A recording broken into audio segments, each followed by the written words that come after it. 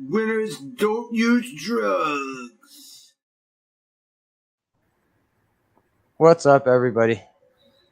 Darius, Sissy, Hey. Cal, Jens, Hello.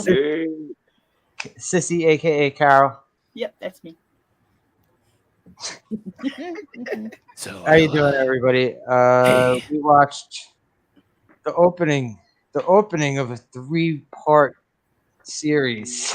also known as a trilogy. The Snake No. Eater trilogy. No. Just Metal was written on in Gear. snakes that eat snakes. No, not that Snake Eater. What's up, Manicore? Hey, Manicore. Manicore knows about Metal Gear. Not that Snake Eater. Hey, Raquel, you're here on the panel. Yep.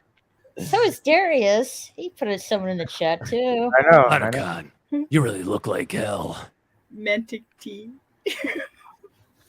Oh yeah, Jens was having trouble saying Manticore yesterday. Monty Teo. Manatee core. But I did an 8.5 hour stream. I think I was over the year. I think it was like about 5.5 hours in. Excuses. Yetz goes long and strong. Yeah, you go hard in the paint. Yeah, make sure I give the women what they want. Oh no.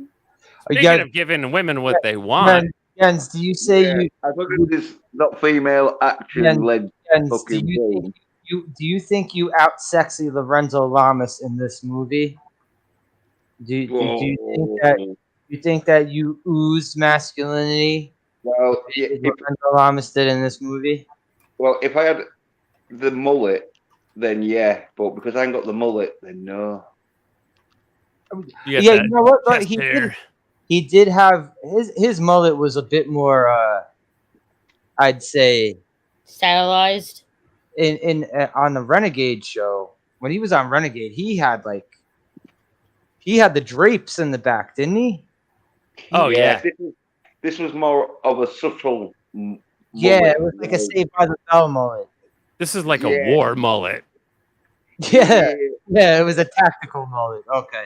Yeah, and it won't full out mullet because it wasn't. But he did have a microphone in his mullet though. Oh yeah. Well, it was more of one of them mullets that look a bit like a mullet, but it's just like the way he styled his hair, combed his hair back. Yeah. All right. Yeah. All right. You know what? A bit like a mullet. Yeah, like Survivor season 1. What Raquel was saying, Raquel was like, he looked like Wolverine in this shot. Yeah. His hair is kind of like Wolverine's upside down haircut. It's like if you put his hair in reverse. That's what it is. I did say that, yes. Yeah. You got to put that that mop and glow or that Elmer's glue in it to spike it up. Don't you mean Gorilla Glue, Darius? Oh. I don't know. Try it and get back to me. No thanks. Oh Jesus Christ! They're gonna go through that shit again on the internet. All right, Snake Eater, 1989, baby. 1989. Now, all right.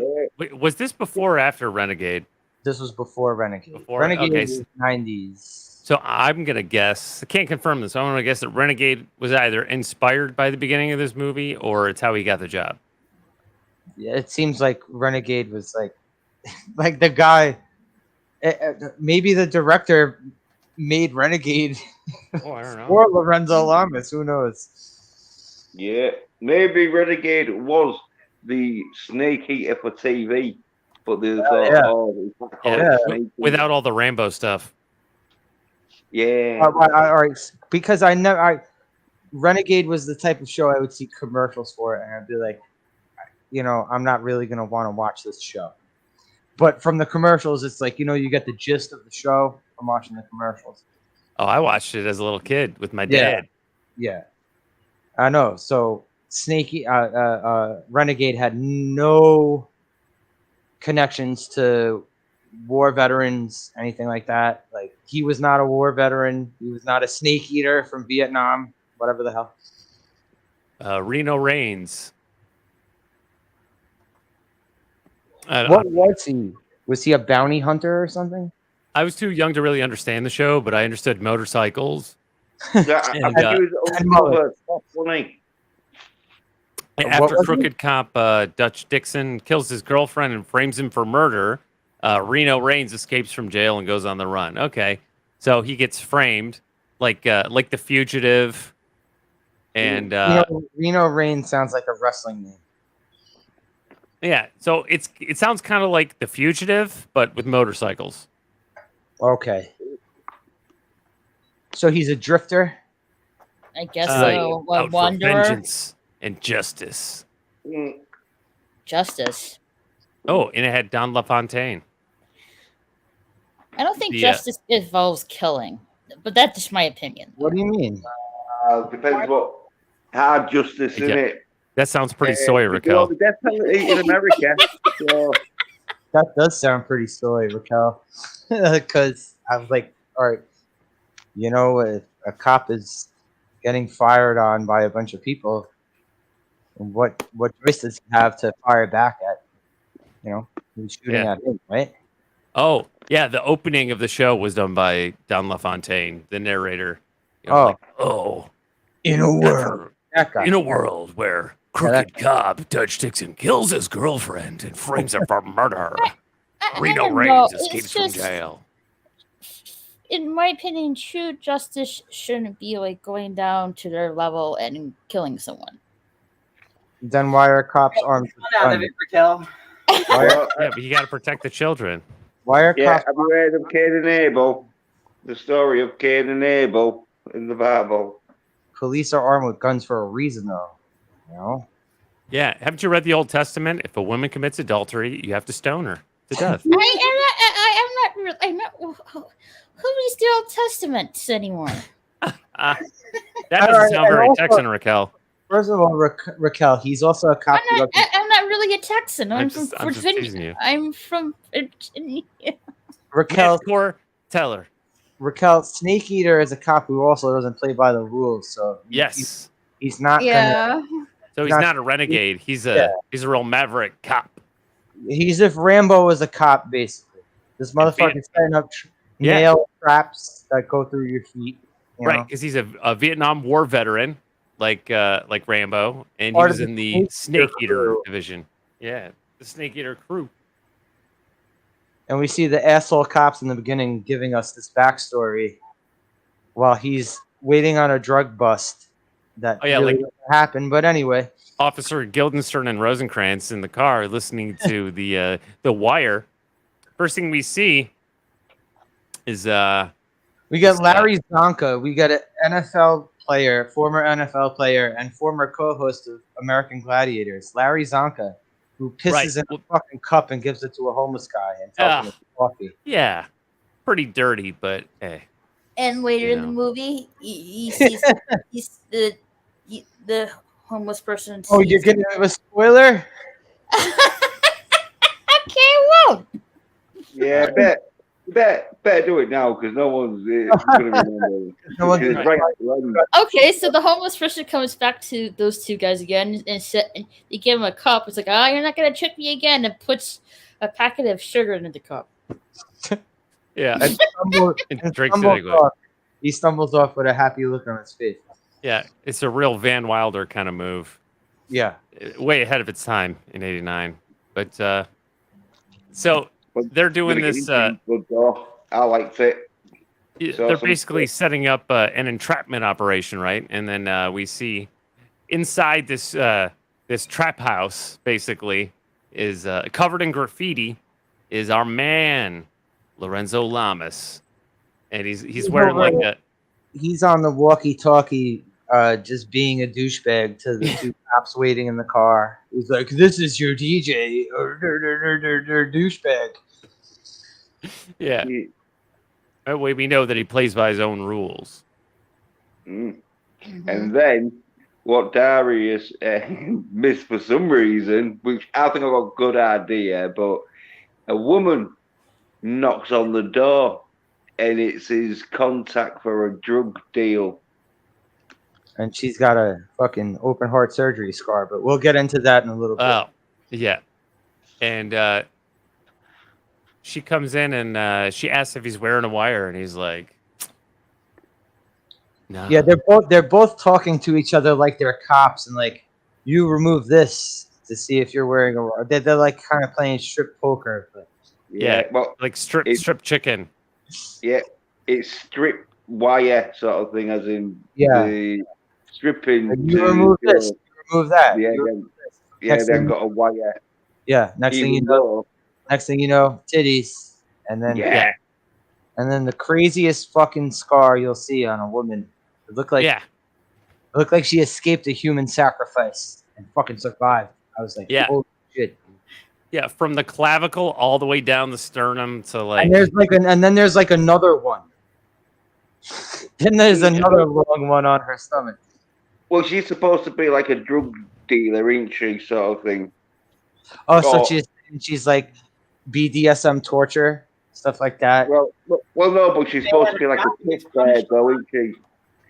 She's like the She'd have fit in good with the swamp gang. Yeah. Well, anyway, they get to like they're on shag when then her boyfriend comes in, who's the drug dealer. Oh, that fucking guy. Yeah. And his goon with the leisure suit. Yeah. And by the way, she still couldn't find a wire on him anywhere. Not under his ball sack, not in his ass crack, nowhere. All right. Well, I already spoiled where it was hidden. Yeah, the cops like, where is his wire? He tells the cops where it was hidden, but it's not really where it was hidden. It was hidden in that sweet mullet. Yeah. Well, anyway, the drug dealer bloke comes in, gets his bed because for some strange reason there was going to shag just to I think do pass some time. Well, anyway, I thought he was going to look for a wire up her snatch. Right, yeah. Well, I thought they were going to start shagging because it was like, right, there's not what else to do. But anyway, before they look like they're going to start shagging because they're getting in a bit of a sexual position, the boyfriend, who was a drug dealer, comes in and then tells Snake that he hasn't got any drugs and he's just fucking there to take his money. Yeah, he's just a rip-off artist. Yeah. Which then they have a gun on Snake, and so Snake, he fucking agrees to get the money, which he's told them's hidden underneath these floorboards, where they let him go to the floorboards. Shagging the bird. Shagging the bird. Yeah. And he turns a switch on, which makes all these nails stick out from the floorboard. Rambo Predator style. Yeah, so it's a real trap house, literally. Yeah, which fucks them up, and that mob that they drop the guns, screaming and showing just how bad of actors they are with screaming. Yeah. There are times where they're both screaming at the same time while the nails are through their feet, and then they both stop screaming, and then they look at each other, and then they both start screaming again. Well, all of that bit was because he gets the guns, doesn't he? And he points them at them. Also, sorry, but sorry, Jens, but also spoiler. There's a dead body that blinks in this movie. Anyway. Yeah, well, the guns are between the spikes, and he just reaches in and pulls them out. And then he sticks him in his V area. Yeah, and then Larry Zonka and the other idiot cop. No. You're skipping an important step. The hooker. The contact drug dealer and con artist. Yeah, she sees boyfriend and his mate impaled with their feet impaled into nails. We thought he was going to let her go for a second, and then she realized he's a cop and that, and she goes to run, where then she gets caught up with some netting that he made like he was going to let her go though. Yeah. Yeah. And then she gets caught in a trap. Because she's tries to escape through the fire exit, I think, or something. Or the fire escape. So, Yeah. and then the cops come in. Cops come running up. Yes. Yeah. I'm like, you gotta stop playing by your own rules, Charlie. Oh, we got a cop that doesn't play by the fucking rules in a 80s movie? Are you kidding me? Oh, and by the way, his name is Jack Kelly. His nickname is Soldier, but I do kind of like Jens calling him Snake. It's not his name in the movie, but I knew exactly who he meant. I'm gonna keep saying Snake Eater because that's the fucking name of the movie. Yeah. Yeah, he ain't called Snake Eater in it, but I thought he should have been, especially with spoilers. There's a scene where he goes after the bad guys and he puts on his Snake Eater's fucking army t-shirt. Yeah. His training top. They used Getting in to the wear. zone. Yeah. That was also a couple inches away from being a belly shirt too. I know. Yeah. Well, anyway, I dead thought it was going to be a belly shirt. I'd be like, it would be so fitting for this guy to fucking be on his. All right, I guess inventing a word, motorcycle. Oh yeah, that bike boat. I call boat bike. Motorcycle is good. Yeah. Well, anyway, his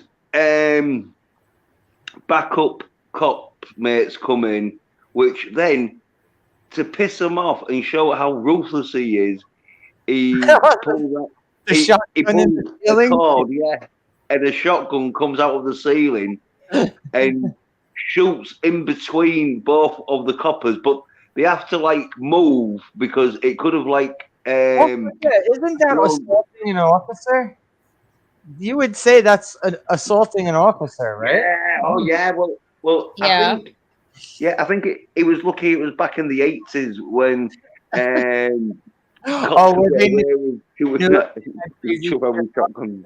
If the cops knew they had crazy Vietnam vets on crew, they were just gonna let them do their thing. Yeah, it was expected in them days. Well, anyway, because of this incorporation or what's it called? Insubordination? Yeah, that's it. He gets fired. Handing your fucking badge. Yeah, Larry Zonka demands his badge. Yeah, which he does, and that. Then you cut to the swamp. Oh God, the swamp. Yeah, cut to the a bayou swamp where you see the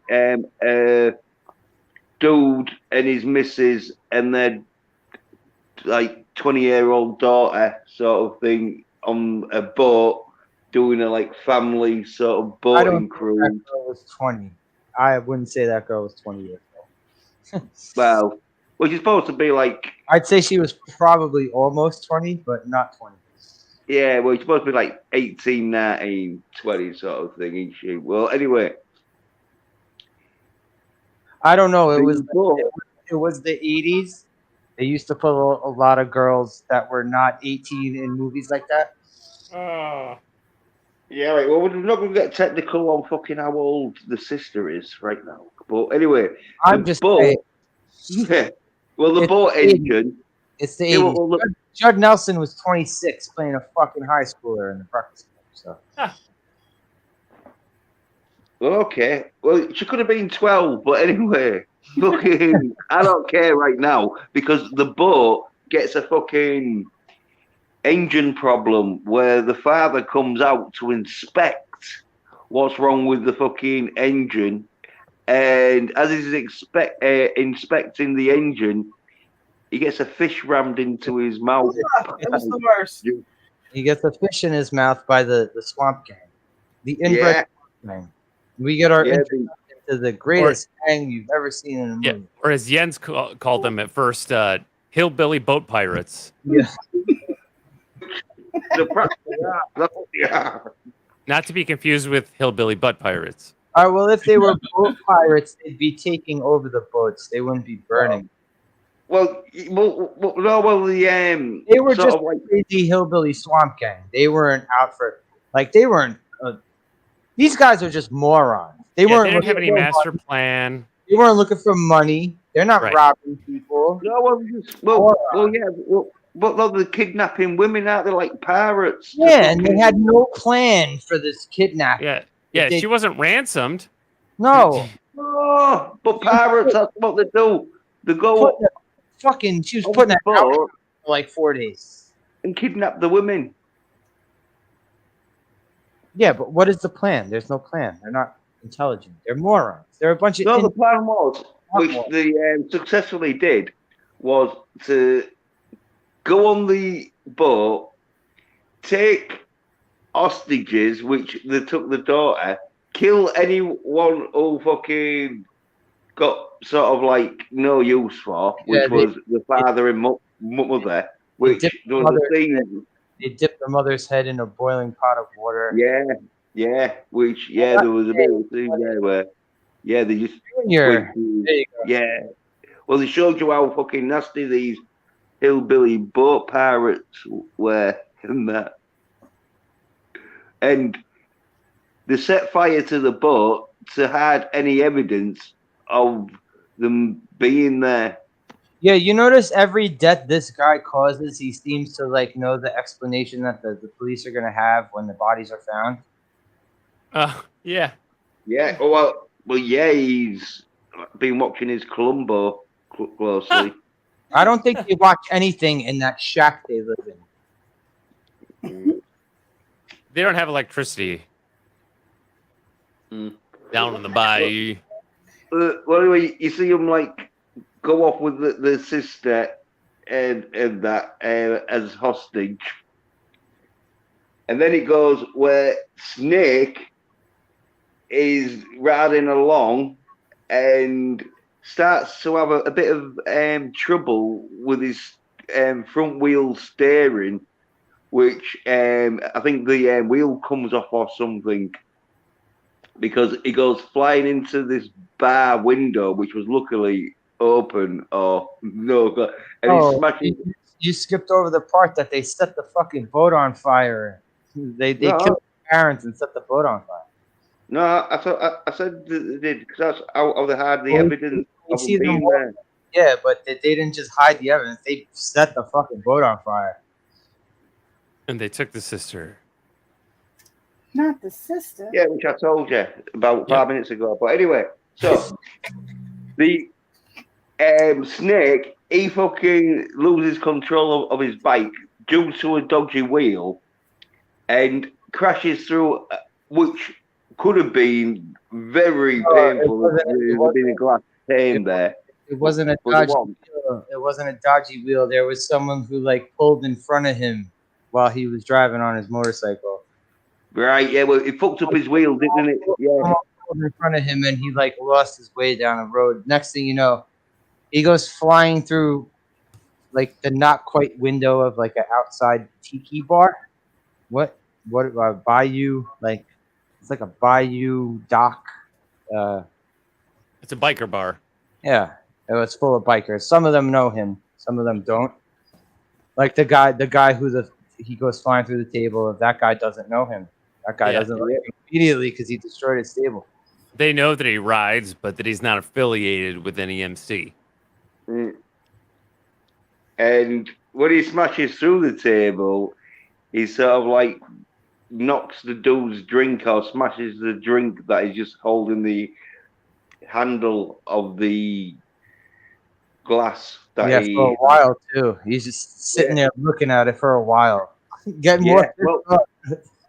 Well, then Snake. This is where the dude's got a right to be angry, because he just gets up and sort of walks off and gets a drink and sits down and acts like nothing's happened. Where this infuriates the dude who is just... his name is the dentist, because the dentist. The two bikers at the bar know the guy who Snake Eater went through the table. They know his backstory, and they're giving his backstory because he keeps pulling up his necklace made out of teeth. And in it, something on the lines of when he beats people up, he'll remove a tooth. He even has his own pliers. Yeah, and so the dentist, because he's a bit fucking pissed off that Snake has just smashed through his table, ruined his drink, and just sat down and not even apologized. He gets a jug of beer and starts to pour it into Snake. He's pouring it on Snake Eater, trying to humiliate him in front of everybody. Also, maybe he got jealous because that the fucking woman in the short shorts, like as soon as he came crashing through the table, the woman in the short shorts was like, "Hey, get up, Snake Eater," and she like helped him up. True. But either way, he starts to humiliate Snake Eater, where Snake Eater gets a bottle and smashes it into the dentist's head. And it causes no effect.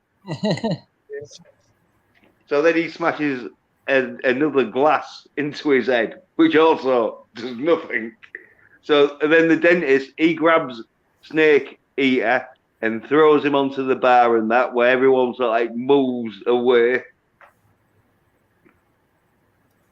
And all right, Jens remembers the whole fight scene, move for move. Yeah, we get a big brawl between Snake Eater and the dentist, and it's at first not going Snake Eater's way. Until Snake Eater grabs his balls. Once Snake Eater went for the balls, then it was fucking open season. Yeah, then he starts getting some nice sort of he's doing like a Rocky comeback on the dentist. Yeah, well, he finally like beats the shit out of the dentist, and to humiliate the dentist, he uses his own move against him. First he picks the dentist up off the floor. Yeah. He gives him a hand up to like help him off the floor. Then they're talking shit to each other again, and then Snake Eater just pushes him down. Yeah. Then he does the fucking the dentistry on the dentist. Yeah. And removes one of the dentist's tooth, where everyone sort of like celebrates. Celebration. Oh, but then we get Karate Guy. Suddenly angry Karate Guy comes out of the woodwork. Then all of a sudden, you're right, Snake Eater sees angry Karate Guy who's showing his karate skills by smashing a bit of a wooden table off, showing his strength. Well, Snake Eater starts throwing these bottles at him, where he's punching the bottles, where then Snake Eater gets two bottles, throws one up. Really high. He throws one really high up. And as the dude's about to punch the one that's coming at him real high up, Snake Eater throws the other bottle right into his balls. That like fucks him up, and then the high one then comes down on the dude's back. Yeah, which I reckon there was hoping it was going to smash on his head, but yeah, it fucks him up anyway. Then it goes to where fucking the hillbilly camp and that, and they've got fucking the bird hostage and the bird? Yeah, well the sister hostage, and then the other hillbilly sister, which we still don't know if it's the sister or not. Well, Darius was having problems, but there was hillbillies and there was bad guys. I'm gonna go down the line here. Darius, was it their sister? Uncertain, but probably. Carol. Probably, yeah. Raquel. Mm-hmm. Look it up. She's probably they're probably all Inbred. no. No. They're definitely inbred. Yeah. As I say, at the end they'll all be credited as the so and so family. So As anyway, fuckers. well anyway. Oh, they're the Knight family. Yeah. Dorothy Knight, anyway. Junior Knight, Eli Knight, Slim Knight, Clyde Knight, Jesse Knight. Oh, Sissy Knight! Oh! Well, there we go. Oh no. Oh. Oh. I read my case. You see. Well, anyway.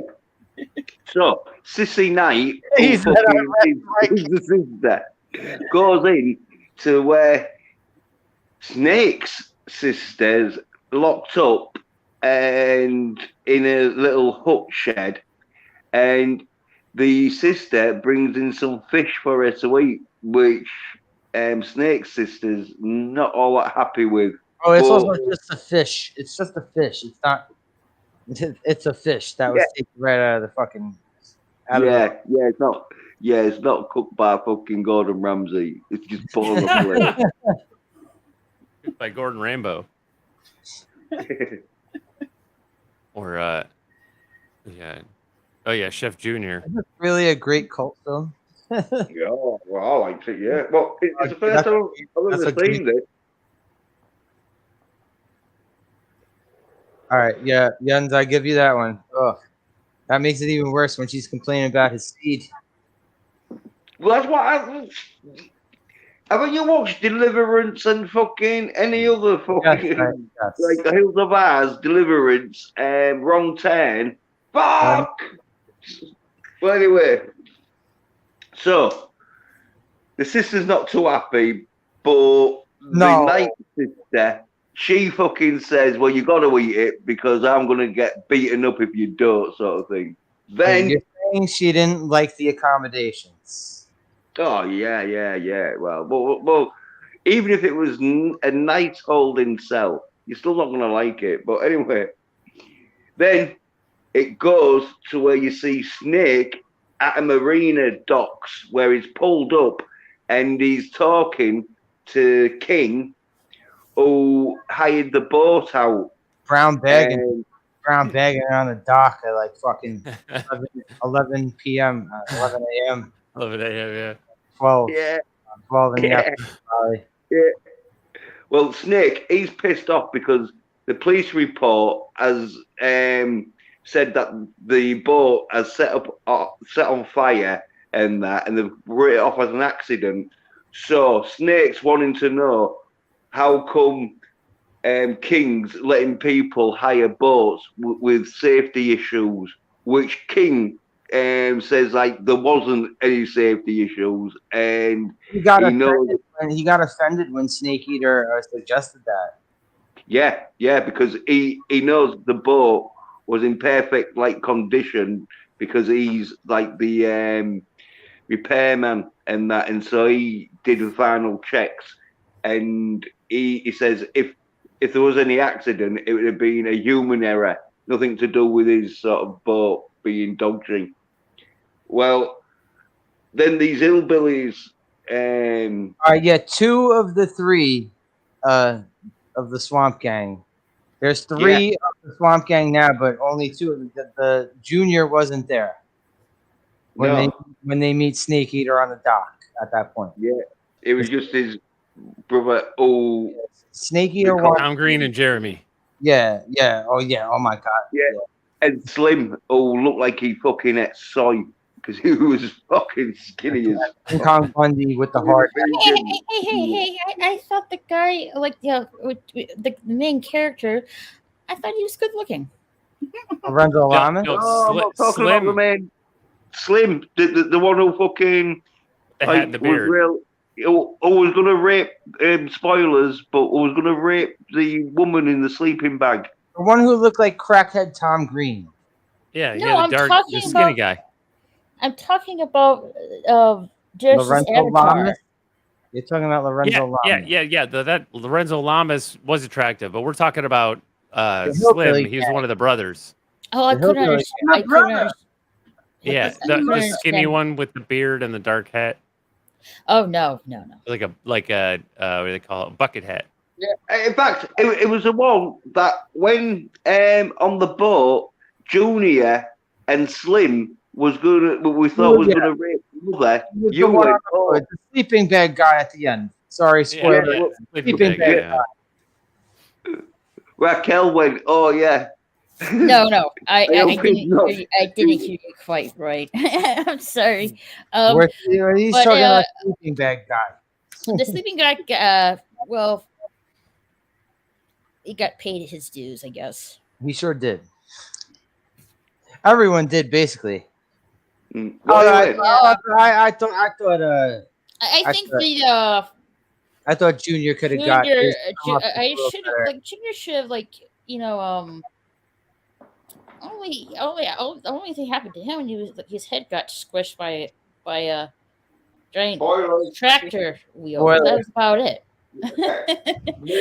I thought for sure he was gonna be split open by the axe. All right, well, there's a spoiler anyway.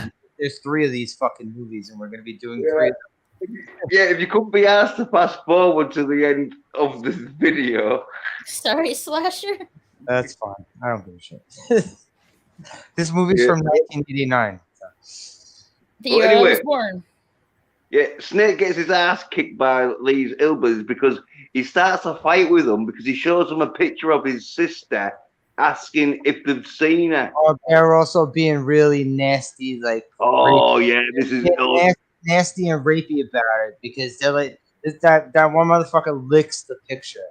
Yeah, and gives it a kiss, and then was it Eli? Which adds injury to fucking insult to injury. Well, insult to more insult, should I say? He goes to give the photo back, and then when Snake goes to get it, he chucks it on the floor. Yeah, he throws it over his shoulder and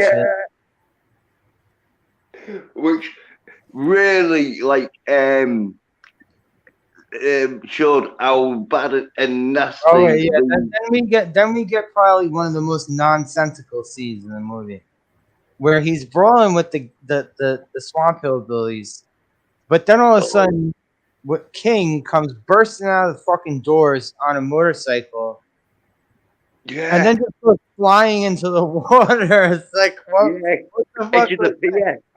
Because he burns down this pier. Now, I reckon the only way I could think is that he's trying to cause a distraction for Snake Eater. It's was that the whole point of that? He's trying to run one of them over on a bike, but he's gone too fast, and rather the brakes are not working, he hasn't hit the brake, and he's just gone off the edge of the pier.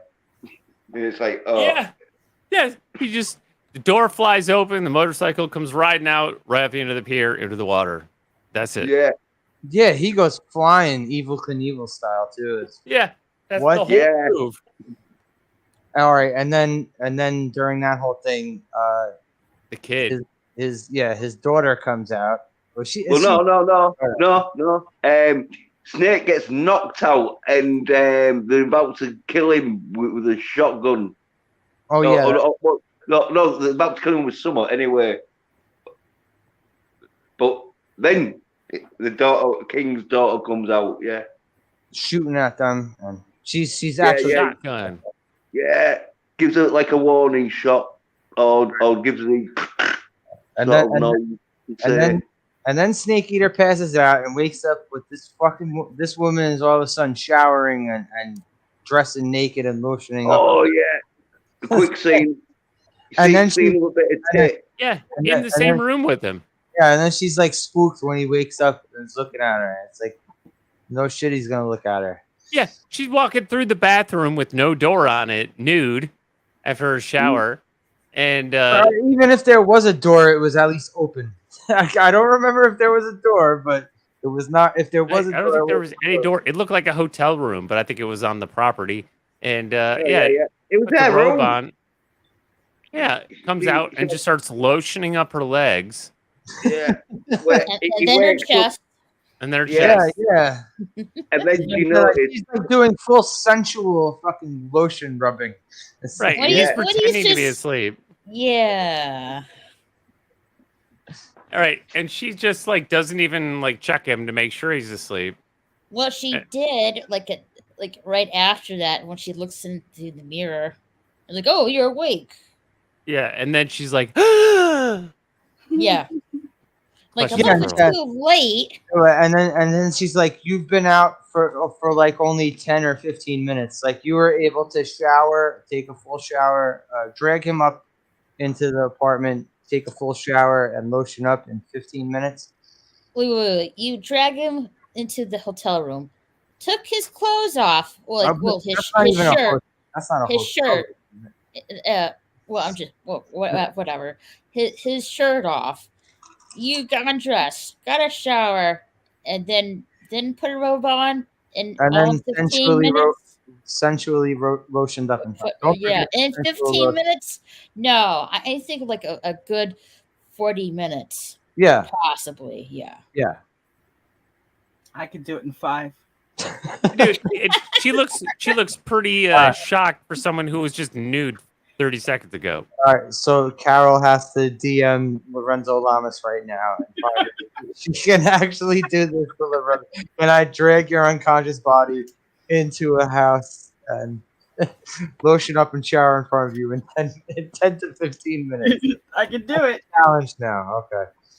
Let's do it. Somebody contact him for me. I'm not going to go that far. Lorenzo. I'll do the challenge, but you got to Manticore's on it. Lorenzo, if you're listening to this. Yeah. And so, then I remember he stands up as she's explaining to him like what happened. He stands up and then passes out. Yeah, he grabs his side. He grabs his side and he's like, "Oh, give me 5 minutes." He's like, "I haven't had a nap in days. Give me 5 minutes." And then we find out like we find out a scene later he was unconscious for a day. Yeah. Yeah, I think what happened there was when he's been recovering, he's woken up, but he hadn't realised that he's cracked a rib or whatever and that. And so he's actually been through a lot already. We see, he's been through a lot physically. Yeah, he got beaten up fairly bad, but he was knocked out of that. And so, like, when he stood up real quick, he went flying into a bar off a motorcycle accident. He went flying into a bar off a motorcycle accident. Got up, had drinks, and then got into a bar fight. Yeah. Well, the injury he suffered was so severe that when he stood up, it hurt him so bad that the pain made him go back down, holding his side. Which I think, I think he broke or cracked a rib or something. And the pain, as he's like stood up, is hurt him. That he just goes back down and like says, "Oh yeah, I need a nap." Well, I find that so funny.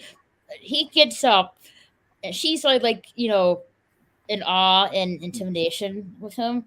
Oh, the waitress. The waitress. And then, no, the guy. Well, Jen was talking about. Oh. Nick. The main character. The main character gets up from the bed.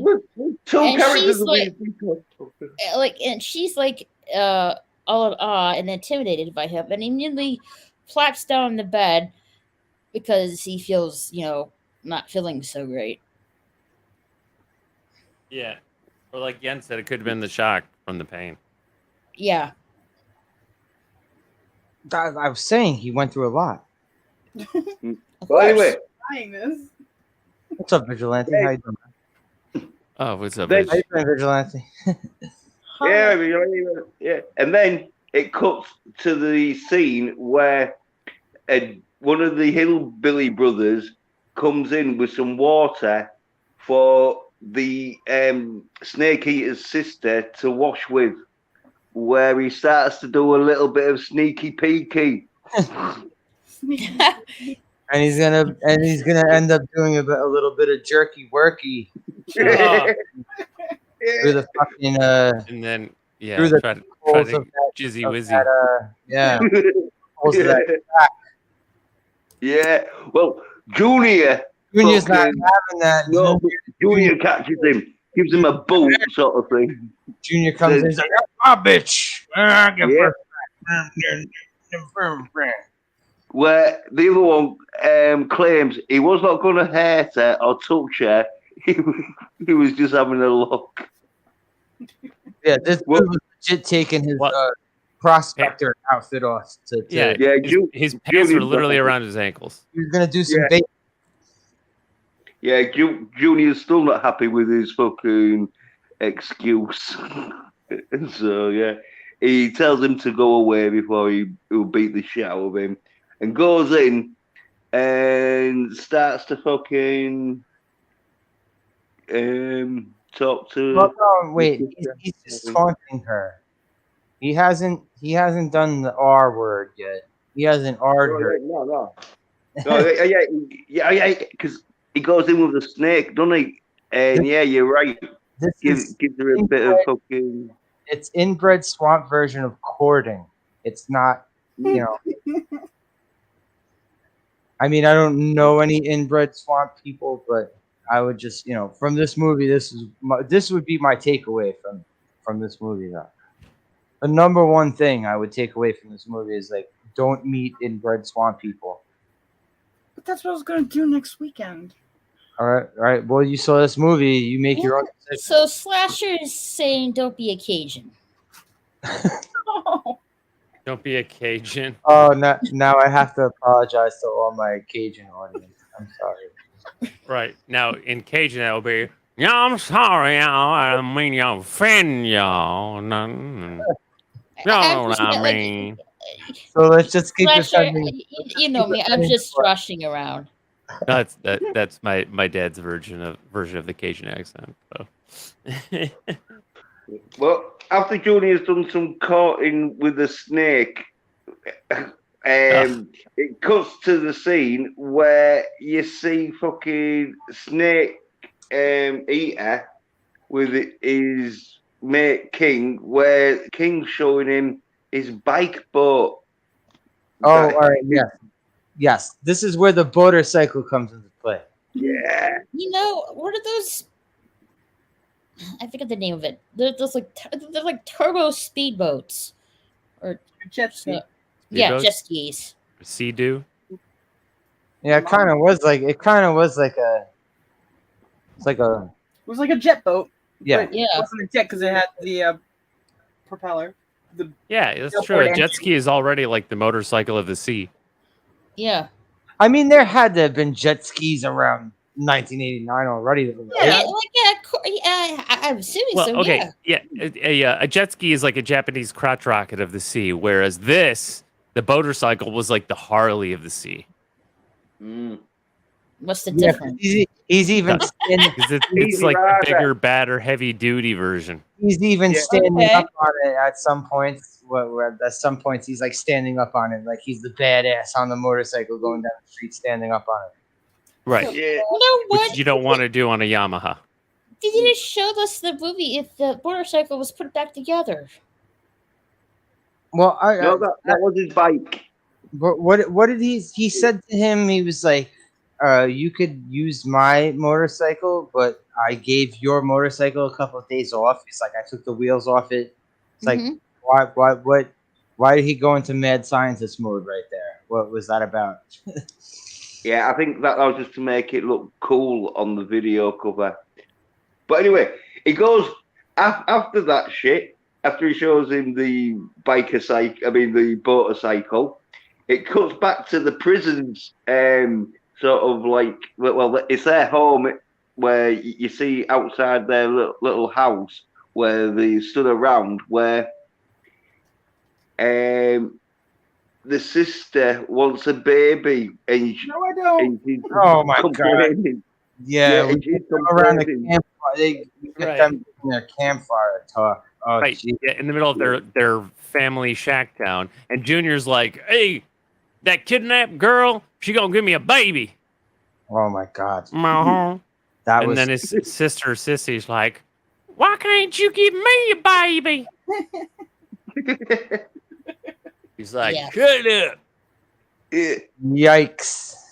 But anyway, this pisses the sister off that she gets a knife, goes to the shack around the sort of back area, real sneakily, so the sister don't know as she's rested up. And because this shack is a bit fucking shitly built, there's big gaps. She sticks the knife through one of the gaps and tells Snake's sister she's gonna kill her. Well, also she did threaten her the first time when she brought her the rook. He threatened her. Yeah, well, the threatening is concreted that you can see the upset in her face that she's losing. She doesn't boyfriend. She wants Junior Seed, not this outsider. Yeah, she's a bit unhappy that this outsider's come in and stealing her boyfriend from her. But anyway, as far as we know, she's the only woman in this family shack town. Oh yeah, we could tell that easy because she. Oh wait, you don't think there's? I was surprised there was any women. Haven't you seen Deliverance? There's no women at all. Well, that's why they were so attracted to Ned Beatty. Yeah. Well, anyway. After this confrontation, it goes to where Snake's at the marina and he's making homemade bombs and kitting himself up with a fucking rifle and some ammo and that, and sort of like tells sort of King and his daughter that he's like going off to find the sister and that, and you see him doing some boat biking. Oh yeah, that's where we get the clip that Darius enjoyed. Oh, Darius loved this when there was a camera angle in it where they flipped the camera. Yeah, and then went to the split camera. And then they went to the same shot they went to before. They might as well have used the star wipe. It's like I was saying though is like that the reason. Oh, that means he's been out there for hours. Right, except that they reused the same exact shot of him like going around the bend. The sky looked exactly the same too. Yeah, but you put that revolver wipe in the middle, and it feels like time has passed. So Snake Eater is on the search. He's on the hunt. Well, he hits one of their fucking traps after like fucking so many hours or whatever it was. Hunting around. Flying. He goes flying. It was a log trap, is what they called it. Right, yeah. It was that quick in that I sort of like didn't really see exactly what happened because we thought it might have been a rope or something, but anyway, he got took off his boat, and as he's sort of like getting up and composing himself and that, he sees a hat from his dead dad.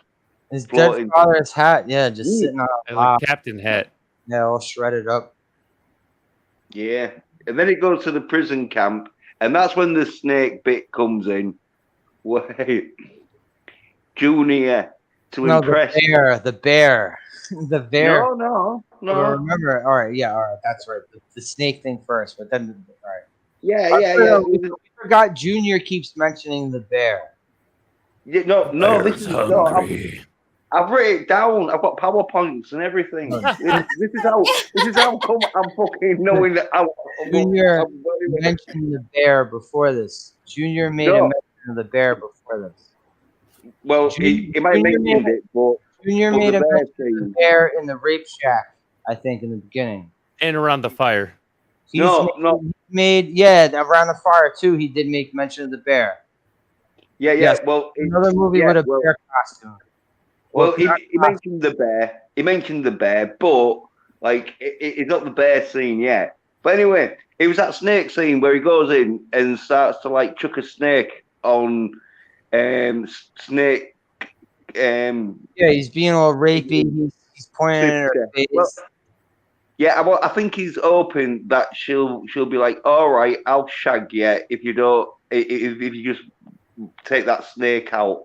But it don't really work and that, and so he fucks off. And then you see Jennifer. Snake. What? Jennifer is his sister's name, Jennifer Kelly. Right, yeah. Okay. Well, Snake Sisters, Jennifer. We'll call her Jennifer Eater. Yeah, Jennifer Eater. Yeah. Well, anyway, it goes to Snake Eater, where you see him like ramboing out, where he's setting up traps and getting all his stuff ready and that.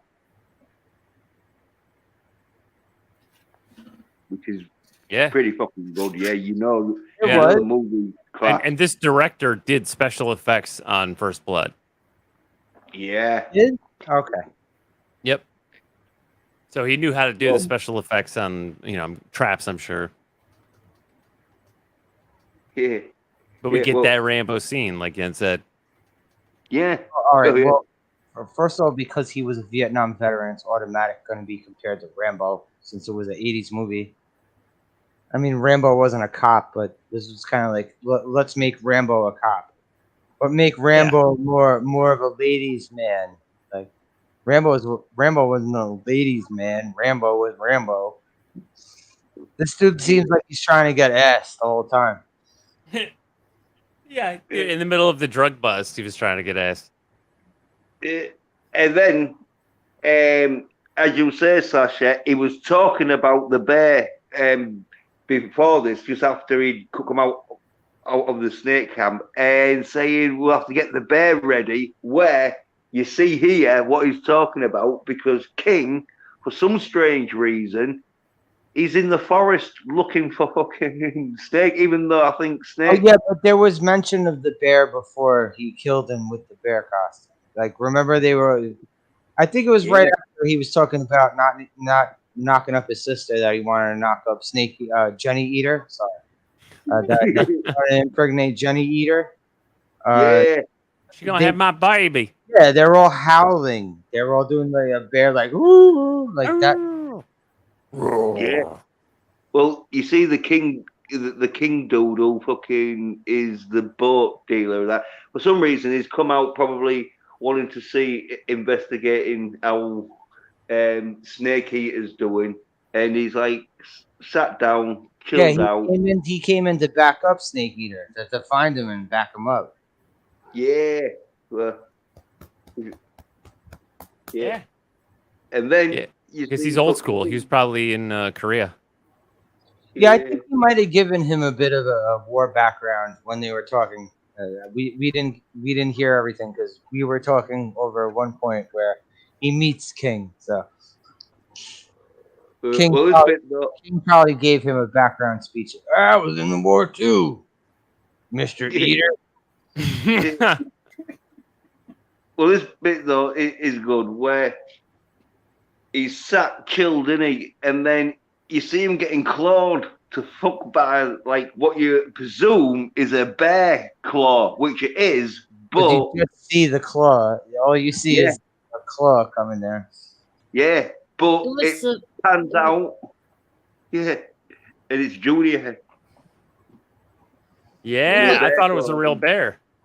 I did too, but it was just like it was just a bear glove of a bear claw.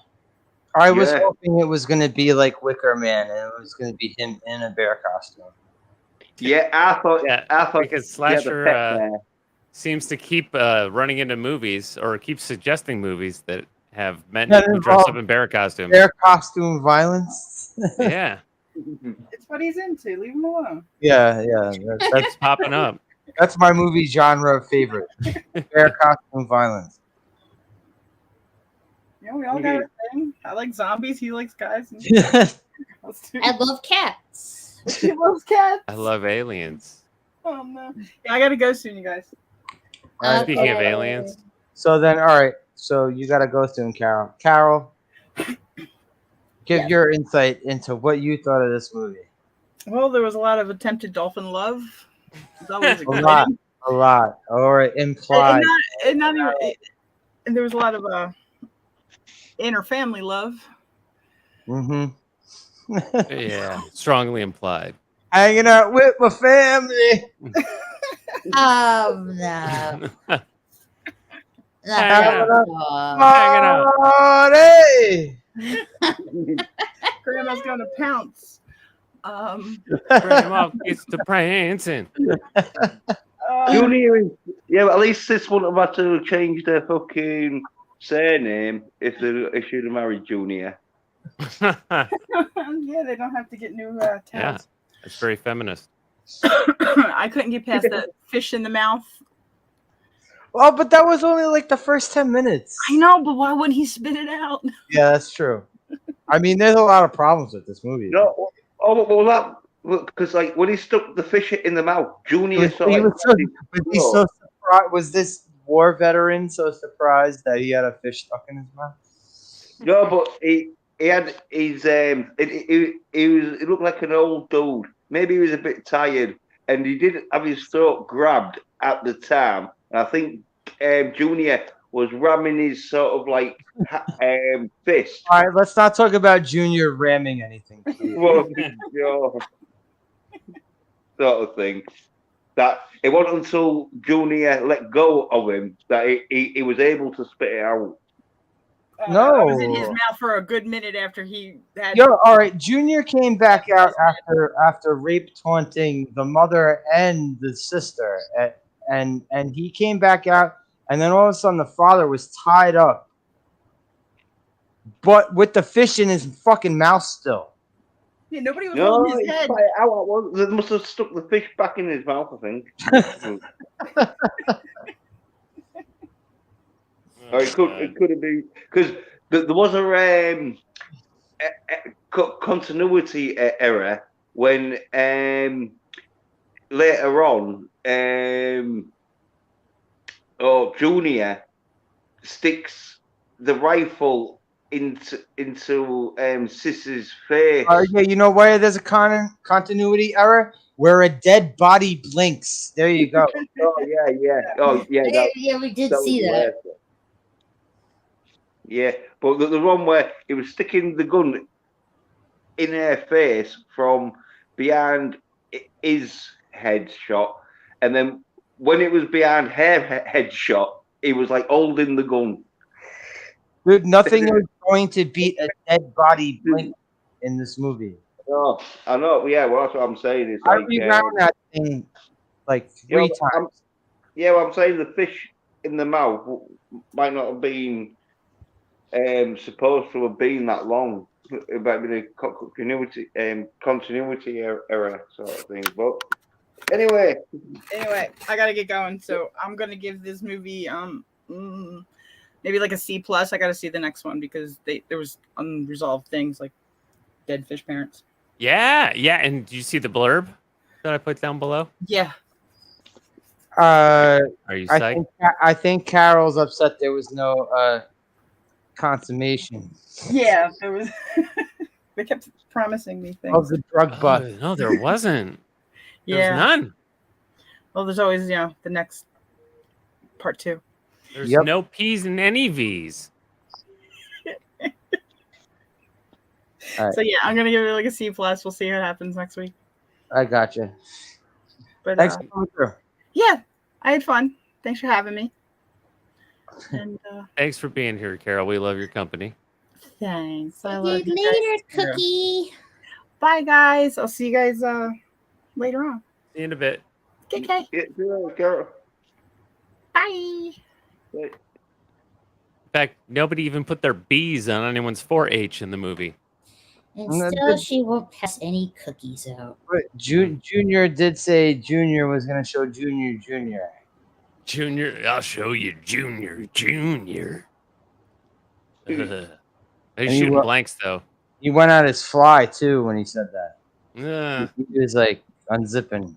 Not subtle. Oh, well, Junior was nuts because when he's, like, fucking not a subtle tearing the fuck out of King with that bear claw that he's got on his arm, is that, which I thought was funny. Good acting by the actor of Junior. He was like, oh, the bird's getting angry tonight.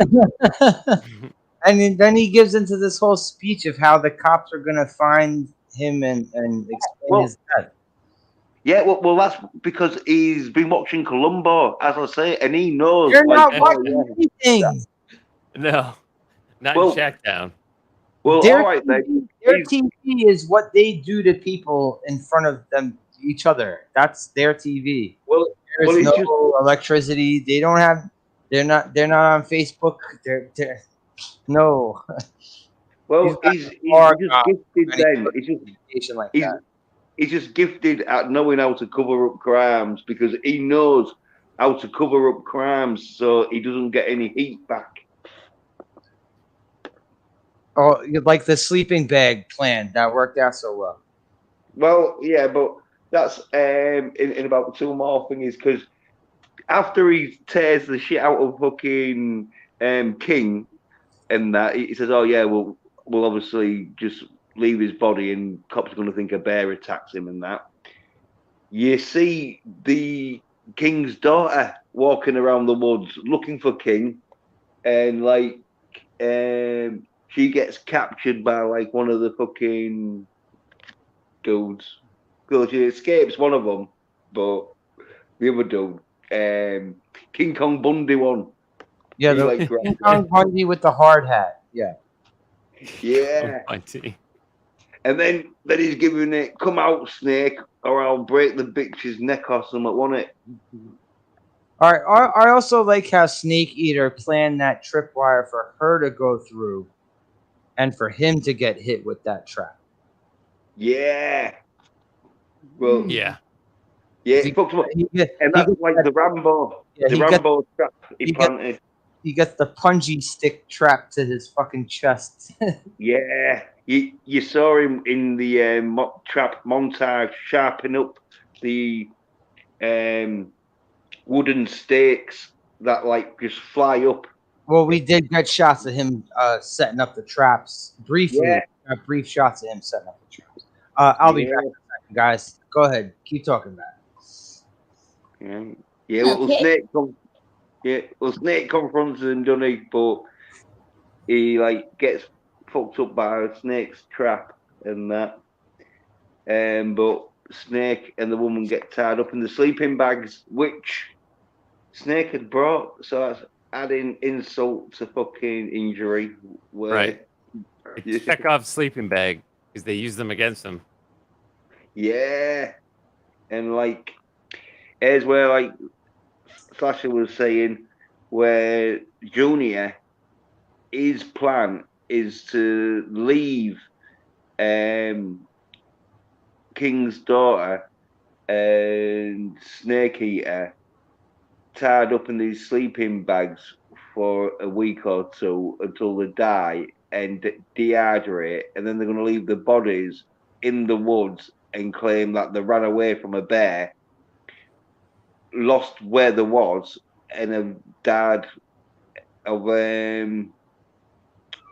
malnutrition and that. Yeah, which is a good pretty plan. brutal, actually. Yeah, he's got it all worked out. Probably the writer did some research on like fucking murderers. No, he did a research on murderers, sort of like trying to get away with stuff. Like, I might have watched some Columbo episodes where. All right, sorry, I just came back. So, are you talking about what? The sleeping bags. We refer to here as in the States as hillbilly justice. Perhaps. What the law of the jungle, the rule of the strong. Also, like how cops would cover up certain things too. Like they were like, we're not going to investigate. All right, it's like say My Cousin Vinny, right? That was kind of the way they were acting towards Ralph Macchio and the other guy was kind of hillbilly justice. Yeah. Oh yeah. We were talking about the sleeping bag, how they used the sleeping bags against them and hung them up. So that they would basically dehydrate in the hot sun. No, I thought Jens was saying something about like how like how they kept having excuses for it. They were gonna murder people. This fucking guy, Junior, he had excuses every time what the cops were gonna find. Yeah. He was a natural at like knowing how to hard fucking murder crimes. He might have read some murder fucking detective books. All right, maybe he has some books. I'm not gonna say he's watching television, but maybe he has some books. Yeah, because he was like god of that little hillbilly shack. Yeah. Yeah. Well, anyway, they're tied up, aren't they? And then what's his name? The skinny thin dude. Slim? Tom Slim, Green? yeah. I keep calling Tom Green. So. Yeah, he's getting a little bit pissed on the home fucking moonshine and that. And he's wanting some fucking love attention from King's daughter, so he cuts her down from a sleeping bag. Yeah, he says something like Junior got his girl. Something like I'm gonna get him. Love attention is one way to put it. Well, anyway, Snake, he starts to, because he's like tied up a bit, looking like a fucking cocoon. Fucking. We see he's swinging back and forth like a fucking swing. Yeah, and Slim's got his head turned away, so he can't really see this until fucking he gets his head kicked. Slim's busy with the sleeping bag. Yeah. Cutting her out of it. Yeah. Well, Slim gets fucking kicked in the head, sort of thing, in the back of the head, knocks him out, and fucking she gets up and that and unties him and that, and then they have a little wash together. No, no. Slim's not knocked out. Slim is still conscious. And he ends up killing Slim. Yeah, he gets his knife out, doesn't he? He gets his knife out, and then she I don't know how she got it from him and points it at him, and this idiot grabs it by the blade. No. He grabs it by the blade with two hands. Yeah, I think she could have got his knife out, but they get the knife out, but she's got the handle of the knife, and he's grabbed the blade, and I thought he was going to cut his fingers off, but instead, that's what I thought too. He falls back and it goes into his chest. Yeah, because he's pulling, and she lets go, or her hand slips, and he stabs himself. Goodbye, Slim, you moron.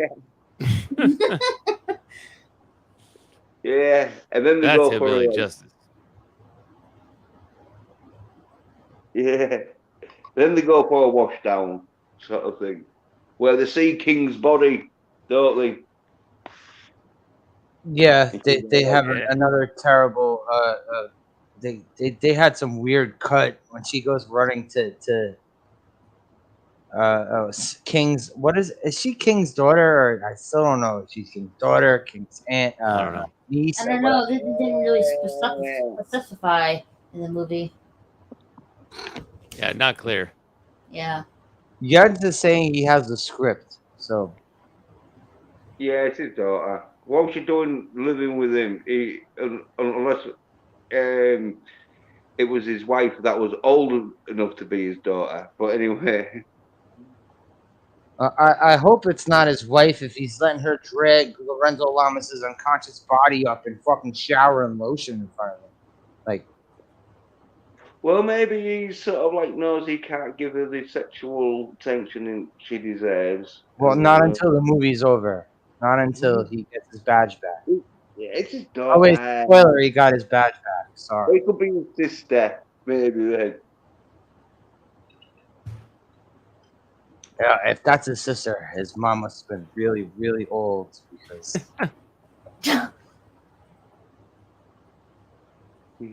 So anyway, hillbilly Tom Green stabs himself basically. Of course. You know, because we're dealing with a highly intelligent gang in this movie. Yeah, well, for inbred morons. You're like Zed. you're like Zed's gang from Police Academy 2. Who's Zed? Dead's dead, baby. Not that Zed. Oh yeah. Not Pulp Fiction Zed. Bobcat Goldthwait. Police Academy. I will go on, Red. If you go on with it. Yeah, they were about at the same intelligence level. Yeah. And so, like, yeah, fucking. They see thing is body, don't they? Though? And then Well, it's like, all right, wait. Junior goes to taunt Jenny Eater in the shack, and he says he's like saying like, "Oh, I was gonna bang you, but now I'm gonna bring back your brother's heart and show it to you." yeah, he goes in for a groping because Yeah, I he forgot to know. has two handfuls of her from behind. Yeah. Do you remember when he ties him up in the sleeping bag and he leaves? I forgot he rubs into Snake Eater that I'm gonna go back and bang your sister. No. Yeah. But when he's like, don't worry, I ain't gonna touch you right now while he's Yeah, groping her. He changes his plan. He says, "I'm gonna cut your brother's heart out and bring it back to you." That's what he changes his plan. Decides to go back. Yeah. He's sort of like he's running Guy's a out of fucking moron. well, he's running out of romancing fucking techniques, and so Romancing. Yeah, he's throwing shit at the fan. he's whining and dining her. Yeah, it's last fucking ditch effort. You know, you never know. She might be sexually turned on at seeing her brother's heart. But, you know, he doesn't know. He's going to give it a try. He's new to this game. Weird courtship right there. Yeah. Right. Bring me the heart of my brother. Yeah. His last date took like 12 or 16 years. How long did he keep that girl in the shack? Jesus. I mean. Well, no, she was living with him. Oh, Sissy? Are you talking about Sissy? Yeah. They had a like 12-year fucking.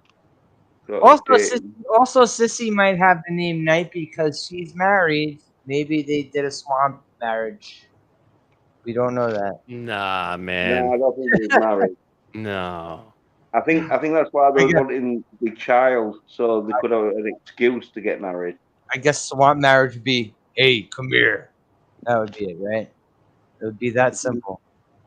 Yeah, rule number one of the swamp: keep it in the family. Yeah. Hey, well, after the fucking groping of Snake. Jennifer? Yeah, Jennifer. Jenny Eater. Yeah, you see Snake, don't you? With fucking his mud face going because he's like camouflaging. He's full tactical now. Yeah. He's even hiding his mullet. Yeah. He got the do-rag over his mullet here, so you know he means business. And he got the little stripes under his eyes. Which is also very much like the video game Snake Eater on PS2, where you wear different colored fatigues and you wear camouflage on your face for different, like, you know, at nighttime you put like black camouflage on your face, and that way you blend into the background so people don't see you. Yeah. And you eat snakes. Yeah. We didn't see him eat a snake though.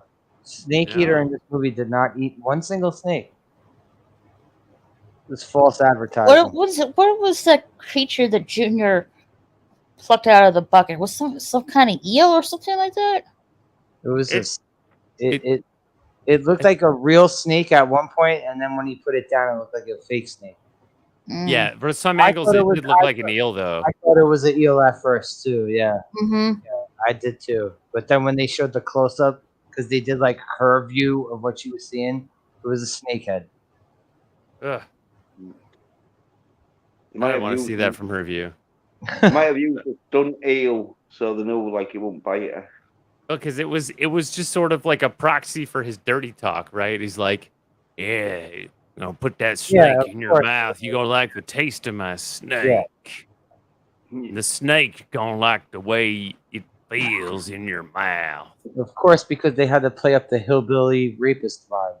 Yeah. I mean, I guess these types of movies don't do any good for swamp people. Like it's just building a stereotype, right? Yeah, if you want to break the stereotype, just watch Swamp People, the TV show. I can't say I've ever seen that TV show, and I don't know if I want to. My mom loves that show. You get to know them, but they do shoot alligators in the head with revolvers. You get to know them. I don't you know. Get to know them. You get to know them boys down on the bayou. I mean, I know people are like bothered by New Yorkers, but I'm not a like. Not really. New York is like a delightful stereotype. I'm not going to burn down your boat and kidnap your family. Like, all right, I'm going to stay home. Stream. Yeah, no, the New Yorker's going to ignore you. Watch movies and TV. Yeah, the New Yorker will let you get murdered and forget about it. No, I won't do that. No, well, the stereotypical New Yorker, they'll be like, "Hey, I didn't see nothing. Forget about it." All right, I'm not that type of New Yorker. No. Well, back to the film anyway. Junior finds fucking Slim fucking dead. And then, like, one of his other brothers, he notices a bomb fucking tied to the boat, doesn't he? Which is a good explosion. Yeah. Goes the fuck out of the boat. Mm-hmm. They're looking at it for a while. Explosions. You notice, though, that Junior was looking at it like he thought something was up, and he still, like, didn't warn his friend. Junior and his buddy were looking at it for a while. They saw it dragging, and they didn't say anything about it. Yeah, but remember, Junior ain't going to have perfect eyesight, so he might have thought it was a fish. We have to remember that. But Junior didn't have his glasses on. Okay. Yeah. I'm reckon Junior ain't going to have fucking 20/20 vision. Yeah, his bifocal. He left his bifocal. Yeah. Well, it's DNA, innit? You know, the weaker the DNA, the weaker your fucking, like, muscles and that shit is. And so, yeah, I'm thinking... when you're old, your DNA is connected to every relative you've ever had. Yeah. So what I'm thinking is, it might have 20/20 vision, but remember... He's an inbred moron, let's say that. Remember, though, it did look... not like a bomb. It just looked like a plastic. Yeah, it was like a bottle. It was a bottle. Plastic bottle tied to something, and it might have been covered. And so, like, you're right. He should have really said. They were looking at it for a while. You saw that. There was a scene where, like, this dude's pulling off the boat. The bottle's dragging. Junior and the other inbred moron are looking at it for a while and watching that shit drag. Yeah, but about 10 seconds. Junior couldn't yell out to him, but Junior could have yelled out. He should have, but I think it was a bit confusing for him because, I say, it didn't look like a bomb. If it had looked like a bomb, they would have probably said, "Oh, there's a bomb on your boat." Fucking, but because it was tied like a little bottle. Yeah. It was just dragging in the back, like cans on the back of a limousine after a wedding. Yes. Yeah. It might have thought, it's just a bit of debris that's just caught up on the boat, and that. But when it explodes, they realize, shit. But I'm saying, like, all right. Yeah. Something was up. They did like 3 cutaways where Junior's looking at something like it's suspicious, and Junior didn't yell out. Junior's not smart. Junior's a moron. Junior's not smart. Junior thought he could fucking impress a girl by sticking a snake in front of her face. He's not the brightest. He did something that was like, it was like a hostage situation, but not quite, because there was no, money demands for releasing the hostage. No, he wanted a wife, didn't he? Or a kid? All right, so he's just such a crazy hillbilly that he just wanted a bride. Bride that's not related to him. Yeah, he couldn't afford a fucking Taiwanese Fresh post. DNA. Right. Yeah. Yeah, you and want it'd be fresh DNA to the- Well, anyway, yeah. But after fucking the boat explodes, he does some good acting. Where he's like, "Oh fuck, what the?" Because he looks real confused, doesn't he, in that shit? But then after he's fucking got to the grips that the boat just has exploded and that he realizes, oh yeah, snake fucking eaters fucking around and that. All right, who was the best actor in this movie? Who actually was the best actor that? Because there was some horrible acting in this movie. Yeah, I'd say the sister Was the best? Yeah, the thingy The one in trouble? The whole Jenny Eater? No, the other sister. The hillbilly sister? Yeah. You The think one he was the best actor in this movie? Yeah, because when the bit where fucking it goes to where the sister's gonna kill Snake's sister, Oh, and yeah. she opens up and I'm gonna say different. I would say different. I'm gonna kill you. I mean, I'm gonna kill you. Which I thought. Darius, wait, I just want to know that the best actors in this movie, real quick, before you finish, Jens. Darius, best actor in this movie. The Exterminator. Oh my God, we haven't even gotten there yet. No, not yet. But he comes back in part 2, and the sister was pretty good. Although she gave him an oddly high contact back rub at the end, but we haven't got there yet either. Lorenzo Lamas is pretty good, but he's very Lorenzo Lamas, not too much emotional range. His fighting scenes were shit. I'm sorry. There's this scene in the fucking bar brawl where he does this hip toss through the with the dentist through the fucking table, and we see. If they're so bad, then why does Jens remember every punch and every move of that fight? Hello, yeah, they're pretty good for 80s action. How you doing, hey, Sherry? Yeah, Sherry, lovely, Sherry. Raquel, and Ronnie Hawkins wasn't bad. R.I.P. Raquel, are you here? No. I'm sorry, my mic is off. I'm sorry. I'm kind of fading here. I'm sorry. Who was the best actor in the movie? You got to bounce, Raquel. That's fine. No. I can make it till the end. I got you. Well, I'm running another 20, 30 minutes. So. Okay. My favorite. No, who was the best actor?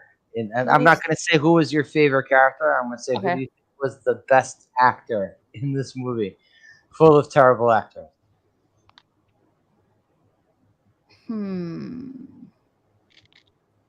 I have to say the daughter. Which daughter? King's daughter? The daughter that kidnapped on the boat. Oh, that girl. Oh. Yeah, because she had the Jennifer. Contact terrified. Mm-hmm. Yeah, I could see that. Yeah. She did have to constantly act like she was in a state of fucking horror. So. Although there was that moment you yelled, "Girl, what are you doing?" Wait, which part? That was during the fight. We haven't got there yet. We'll get to that part. Oh, yeah, that part. Okay.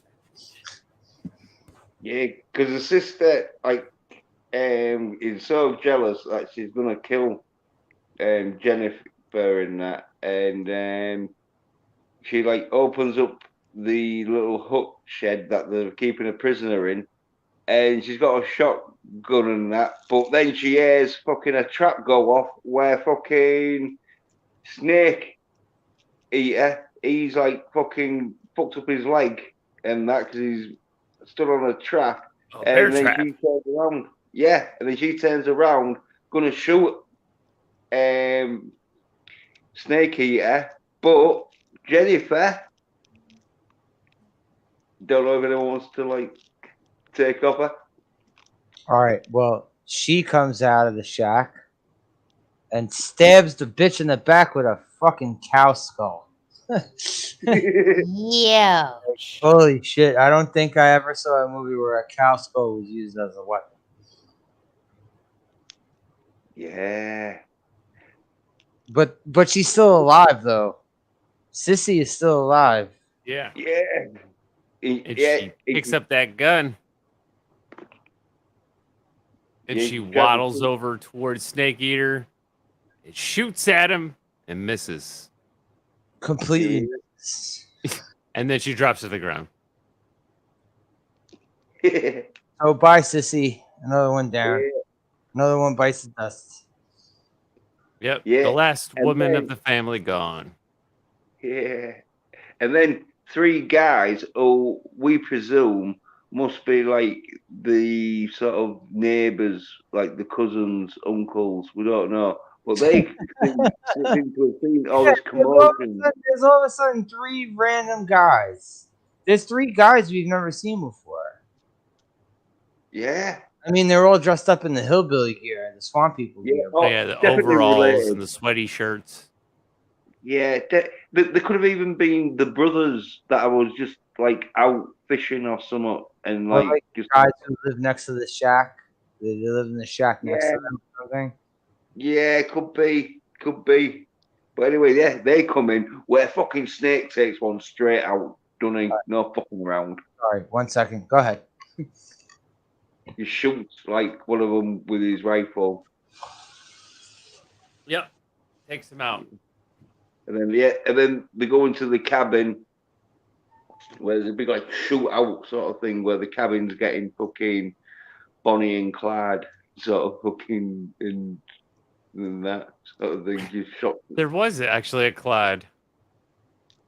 Yeah, although Bonnie, I think they got shot in the car, wasn't it? Well, anyway, Yeah. it was a Bonnie and Clyde, but in a hut where they're shooting the shit out of the hut, where they shot so much in that they believed that fucking no one could have survived. Oh, all yeah. that. But Snake Eater was ducking down behind a wheelbarrow turned on its side. Mm. And it So was it deflected metal. all the bullets. Yeah.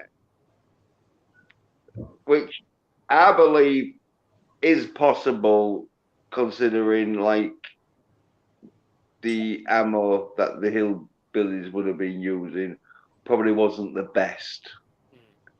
I don't think there was 50 cal.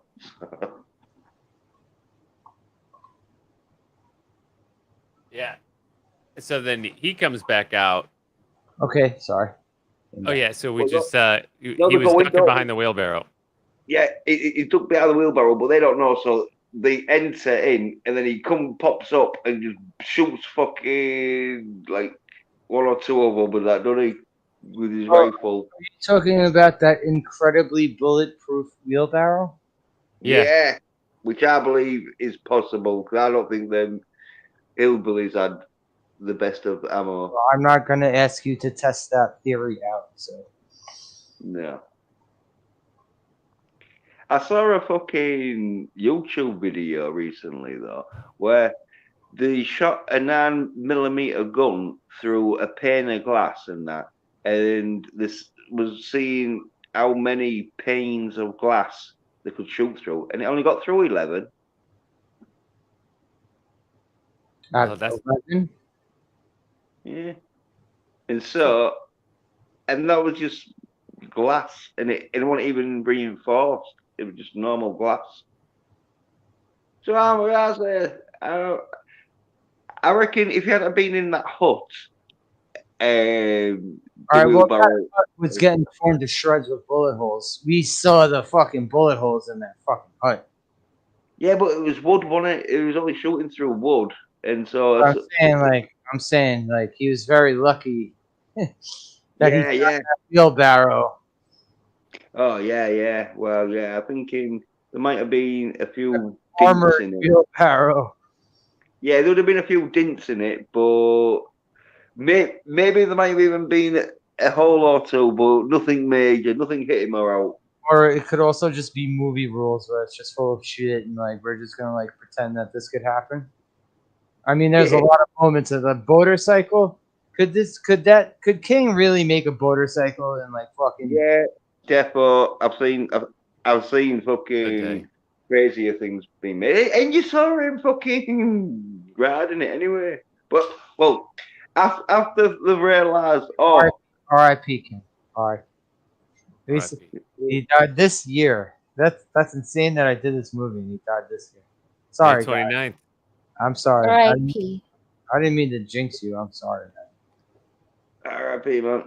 Well, anyway, because they've realised Snake Eater's still alive and that, the fucking brother who was doing a little bit of sneaky peeky sort of jerky wakey sort of stuff goes on this tractor where he thinks it's a good idea to fucking charge down fucking Snake Eater on a tractor. Slowly. Yeah, well, tractors, yeah, that's the thing. I know, that's what I'm saying. Like, every time someone tries to use a tractor in a movie, it's really stupid. Yeah. I mean, it's except for the end of Tango and Cash, because they kind of needed. At the end of Tango and Cash, they kind of needed those things to storm the fucking mansion. But whatever. Yeah. You never heard the phrase, "Fucking hell, slow that tractor down." So yeah. Well, anyway, he gets popped off the lead. It was that quick. I really missed, but I'm sure Snake Eater just fucking took the brother out so like easy because it was fucking an open target. He got shot in the midriff under his belly shirt. But the tractor's still going. Yeah. Where then the final fight sort of fucking scene happens where Snake he gets shot by fucking Junior shoots him in the stomach. Yeah. In the side of the stomach. So right. Right under the belly shirt. Yeah, if he would have slightly under the side of the belly shirt. Yeah, and Junior runs down, ready to give him a boot to the. And where'd he go? Oh, there he is. Where they get up and start fighting. Oh wow, Jens, you just did a crazy ass pop up. How did you do that? I didn't do anything. All I saw was fucking my avatar change with Raquel's avatar. And I thought you just moved me. Oh. Oh no, you popped out and then you popped back in with no avatar. Really back in. It was crazy. I didn't do that at all. That's weird. Well, it seems that Jens might be on borrowed time with the StreamYard. So go ahead, Jens. Well, anyway, they have a fight, Ollie, and Raquel. She like fucking and you and that we're calling it where the picks up a hatchet and that inside on a bit of a hatchet fight. Well, yeah. Well, the hatchet was also right there in plain sight on the tree stump. That happened with their brawl, so you knew it was being used. Yeah, that's Chekhov's hatchet. Yeah, and then there was no way that was not being used. It's right there. Yeah, and then fucking the roll on the floor sort of thing where Junior's got fucking Snake Eater's head on the floor where the tractor's wheel is gonna be sort of crushing his head, but Snake Eater he reverses it last minute where you don't see the head pop. No, you don't even see it. No, but obviously that's what happened. Yeah, it happened, but you don't see it. Yeah, as Raquel said an hour ago. Raquel described an hour ago. So yeah. We should have at least seen it. Well, yeah. Well, I think the budget fucking probably got spent on that explosion. On the helicopter, yeah, because in like 2 seconds yeah. we got a helicopter. Yeah. Because then, the sister's free and that she's come out and that give the brother a hug and which I'm thinking it's King's daughter, but yeah, she's there, sort of thing. And then it cuts to where you're back on a stakeout with the two undercover cops, sort of like his backup, who are like fucking. The very beginning. Yep. Yeah. Larry Zonka and the other guy. Yeah. Who are like stakeout in this fucking warehouse where there's an arsonist going around setting fire to shit. I think this guy is a stand-up, like an old school stand-up comedian. His name like Larry Palillo or Padillo. I don't know. He seems familiar. That guy at the end. That guy, other than Lorenzo Lamas, is like the other. All right, and Larry Zonka, because I know Larry Zonka was a football player and he was the co-host of American Gladiators. That's the most. Ron Palillo. How do you spell Palillo? Palillo. He's best known for his role as the endearingly dim-witted character Arnold Horseshack on Welcome Back, Kotter. Oh my God, fucking Horseshack. That was fucking Horseshack from Welcome Back, Kotter. Okay. Yeah. There you go.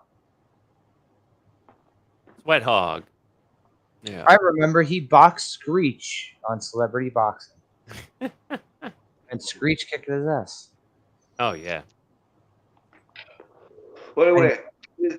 There's a dude in the fucking warehouse who's spraying what is. Yeah, he comes in an exterminator outfit. Yeah, which you believe to be sort of pest control spray, whatever he's spraying, and he's spraying it all on these boxes and that in this warehouse, where then Snake fucking Eater sort of says, "Oh yeah, sort of stop what you're doing," sort of thing, and and sort of ties him up, and the dude claims that it's just normal spray. So Snake Eater gets a broomstick out and a condom, which at this stage you're thinking, what's happening here? What are you, some kind of pervert? Boy. He's doing like the Bugs Bunny New York voice. He's some sort of boy. Yeah. Yeah, and obviously this dude, spoilers, he is the exterminator. He's giving it the old, hey, I ain't doing nothing wrong. No, I'm just fucking spraying the bug shit sort of thing. And so Snake Eater fills the condom with whatever spray, which you find out is petrol, gasoline, or some. He has the dude tied up. The very next thing we see is he has the dude tied up while he sets up this trap for him. Yeah. And he puts like this filled up condom on the end of the broomstick with a candle underneath. He's like, he's got a rope. Yeah, where he says if it's just normal fucking bug repellent spray, then you'll be all right. But if it isn't, it's going to explode and set fire in that, burning you alive. Where he confesses. Yeah, pretty clever. Yeah, the end. Mm-hmm. No, it's not the end because there's a part 2. Yeah, and he comes back. Yes. The exterminator. What's his name? Wow. Torchy. His name is Torchy. I don't mean the exterminator comes back. I mean Snake Torchy comes back. Next week. Torchy comes back. Torchy. Yeah. Fucking arsonist's name is Torchy. Are you fucking kidding me? I have a coke dealer. His name is Kokey. Yeah. Like, really? Come on. So cheap, Bernie, or set Bernie. fire to it. That was 3 names here. Bernie is out. That's a good one for Yeah. art and stuff. Sometimes we call Jens Total Jimmy.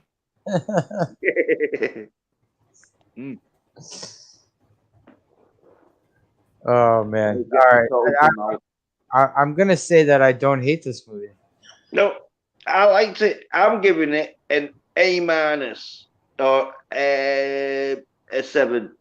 Well, that'd be a B sort of thing. A 7 though. You know, definitely worth a watch. Had some great fucking explosion. Well, not great. Had 1 or 2 explosions in, and some great sort of fucking booby trap fucking. Yeah, the Rambo. booby trap shit was pretty cool. Yeah. The booby trap shit was Yeah. I liked it. Not bad fight scenes, I thought, and like quite a few guns in that, and boat bike. What? And so yeah, definitely well worth a watch. I thought you didn't like boat bike. No, well, it had all the criterias: tits, guns, and explosions. It did have tits. Oh, and fighting. Yeah. Oh yeah, my personal mark is 10 out of 10, but for like a sort of more reasonable, because in action films, like, all right, so now you're trying to be Siskel and Ebert about it. It's okay. No, you don't have to do that. No, it gets a 10 out of 10 for like the normal film because it was an action film with tits, guns, and explosions. But in the fucking ranking system of action films, it gets a 7 out of 10. Because even though, the action was pretty good and that, it wasn't better than Predator or fucking Rambo. No? Yeah. Are you kidding me? I said it wasn't. Yeah, Rambo and the DNA. I was being sarcastic, guys. Yeah, all right, yeah. I didn't know. I thought, you might have fucked you. Friends, you gotta know at this point what I do when I watch these fucking movies. Come on now. Don't tell me. Don't tell me how good of a film it was. I know, but it's a low budget, low rent ass movie. That's the point of what I'm doing with some of these. Some of these movies. True. Well, that's how good of a film it was. I thought you were serious. Where if you'd have said that about fucking Birdemic, then I'd have known you was bullshit. Yeah, I'd let you know. Dude, come on. You were sending me the thing. You're a good film, though. I thought like it had more tits than fucking Predator. So I thought for tit ranking, it does beat Predator. I don't know, that girl in the beginning with the chest scar. Yeah, she's showing her tits and all, but that chest scar was I was worried for that girl. I was I was watching I'm not gonna lie. I was like, if I see a girl naked, well, I was so shagged there, but I was watching it on my phone, and so it didn't really look that bad from. So you gotta watch on a really small screen to get off. Okay. Yeah. Well, it didn't look that bad on a small screen, but I'm reckoning on a 60-inch. Yeah, that would have looked like, oh right, yeah, that is a bit of a horror movie. No, it was more like a concern. I was like, what happens to this girl? I was like, did she get like carved up in a gang ritual or something? I don't know. Oh man, yeah, we never found out. Yeah, it's usually with that big of a scar, they are usually operations. It might have been when she was smaller and all, when the children. It was like 2 big scars because she had that one that like went down her chest plate, and then another one. Well, I'm saying. Hey, what's up, Sentinel? How you doing, bro? Yeah. Hail the Sentinel. How you been, Sentinel? Hope you're doing good. I'm just saying, like, all right, if I see a girl that looks like she almost had her chest carved out, like her heart carved out, I'm gonna be a little concerned, even if she whips her tits out in front of me. Yeah, well, in this day and age, that would have been considered brave and stunning. Having someone with a chest scar that big getting the tits out. I mean, I guess. You get. Well, I don't know. No, I'm saying like what modern day. 'Cause sometimes modern day pops up stuff at me that I didn't know 5 minutes ago. Yeah, all right, Sasha. We know you don't want to wank off with fucking birds with scars on the tits. All right, we know. No, well, all right, well. Shagging the birds. Yeah. If a girl has scars under her tits, like from breast implants, that sort of shit. It's more of the problems with you, Slasher, than with her. So that's all right, we get it. You want to bang the black girl with the fucking chest scar. We get it, Jens. She had a nice ass though, because fucking the shot from behind was like, oh yeah. She was also smart enough to keep her shoes on in the crack house. Yeah. You fucking remarks on that. You was like, yeah, fucking keep your shoes on. This motherfucker's barefoot in the crack house, taking off his fucking Speedo. Well, his shoes, and socks came off camera. Unless he took his shoes and socks off when he like got out of that sort of recliner chair and walked to the door. I didn't see a bit where it would have took his shoes and socks off. But there again, though, there was a bit of talking. Maybe it was off camera. All right, well, then again, I'm gonna mention a dead body blinked in this movie, so I'm not gonna care about.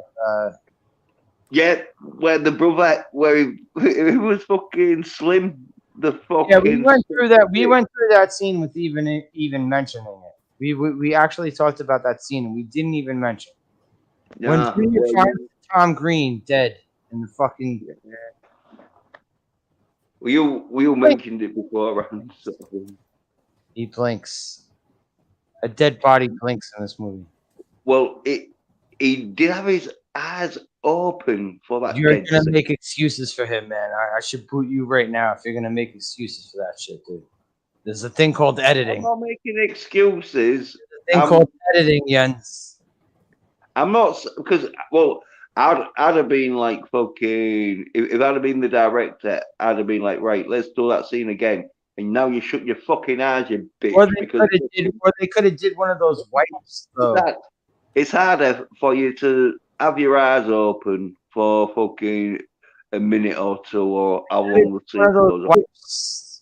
That they did while he was motorbiking. I mean, border cycling. They could have did one of those wipes away, like when this guy blinks, like we're gonna boom. Do that. Yeah, goes a close up onto Junior's depressed face, and then back to fucking Slim's fucking dead body. Well, that's my biggest gripe of the movie was the dead body blinking, but I liked it. Well, I liked it. It was a bad movie, but I liked it. Yeah, the acting was a bit shit in places, but the storyline was real good. Tits, guns, and explosions. What more do you want apart from like samurai swords? But you had the guns. Raquel, did you like this movie? Yes, I did. Would I watch this movie again? I would. I'll have to give it a C+. You would rewatch this movie? Yes, I would. Really would rewatch this movie? Yes. Wow. Even with all the implied Weinsteining going on, you mean attempted? Yes, attempted. Attempted Weinstein moments. Yeah. Yes. I think she likes Bad Boy. She likes Bad Boy. I think she likes Snake Eater's fucking hairy chest. Is that bad looking? Or what about the mullet that he could hide a microphone in? Yeah. He's that cool renegade who plays by his own rules. All right. I'm wondering the evolution of the mullet from this movie to the next one. I think I got to do a fucking like some sort of counter. Like, how long is it in the back? A mullet scale? How high is it up top? Yeah, like fucking measure how much it looks like a fucking tidal wave. I bet you in the second one, it's Patrick Swayze Roadhouse size. Yeah, Roadhouse. Roadhouse. Yeah. Roadhouse. Roadhouse. Darius, what's your grade on this? It's I probably give it a 6.5 out of 10. And Jens, you said 7? Yeah. Well, I think I'm tempted to give it a 7.5, 8 maybe, but it did lack the final fight scene where it could have been filmed better, but usually that final fight scene was a little. Yeah.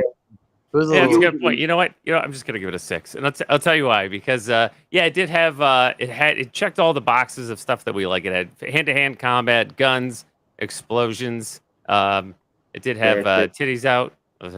Sure. I mean, the acting was passable, not great. Really, it was the anticlimactic final conflict where there was fighting, but they weren't anticlimactic. Like, you don't really get like it. Oh, you got his head crushed, but you don't see it. Like, not even just that. It's just that I didn't feel like it properly built suspense and tension. I'm not even talking about gore factor. I'm talking about comeuppance. Like all right, for movies like this, when there's such a villain like Junior, you want really, really good comeuppance when they right? Wait there though. Have you thought of some? Maybe Junior's in number 2, or maybe the thought, right? Well, we won't show the explicit thing. We'll leave it. So if we do bring Junior back in part 2 or 3 or 4, all right. I don't believe Junior is coming back in part 2. No, but I'm just saying it could have been one of those ploys where just in case there was going to bring him back in part 2, I could have left the fucking ending a little bit sort of like, oh yeah, we'll make sure we can definitely bring him back, because when you show the head fully splattered on screen, it's like, well, you can't bring him back unless you're going to do a so they could say like, oh, we kind of like Junior's kind of dead. He kind of got his head run over by a tractor. Yeah. Well, and the couple things I predicted would happen didn't even come close to happening. Like, I thought because he was getting so, that he was gonna get his nuts blown off by the kid with her shotgun, and that never happened at all. She didn't even make it that far into the movie. I thought for sure that Junior guy was going to get his head split open from that axe. Hmm. Because the axe was there and then they fought with it. But did anyone even get killed by the axe? No. There was just a couple seconds of fighting with that point. Yeah, and there was also no mystery at all in the movie, because like we see what happens on the boat with the gang, and then obviously. Snake Eater doesn't know, and he goes to investigate, but he finds out pretty quickly because those same guys are right there on the dock. He just doesn't know that it's them yet. We don't really see the mom and pop actually die. No, but that's not my point. That he doesn't have to like figure anything out, right? Like by the time he gets there to try to find out what happened to the boat, the people that burned the boat and killed his parents are already getting off on the dock, and he shows them the picture. He's showing the picture, like, to the very gang that did it. That guy straight up licks the girl's picture. Like, this fine piece of ass. Right. The first people that he shows the picture to are the people who snatched his sister. So, yeah, they didn't... It's 2 of the 3 that did it to him. Right. So like it's really they didn't like set up any more layers to it. It's just like A to B. And that's another thing. It's not a whole lot of layers.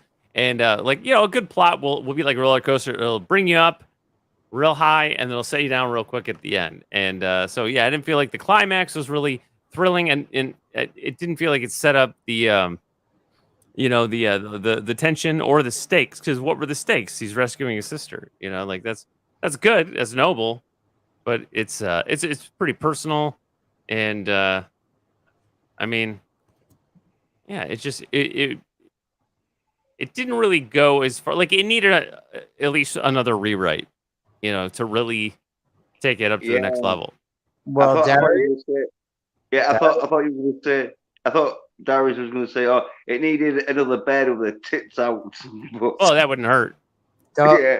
Well, there's 2 more movies, so we'll see if that happens. Yeah, I mean, there was 2. There was 2 women. We'll see in the 2 upcoming Snake Eater movies, if there's more tits. Yeah. Well, I'm definitely in for Snake Eater 2. I can't wait.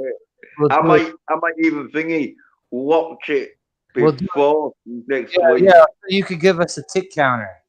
Yeah. Well, in part 2, they go to an insane asylum, so the women there might remind me of my exes.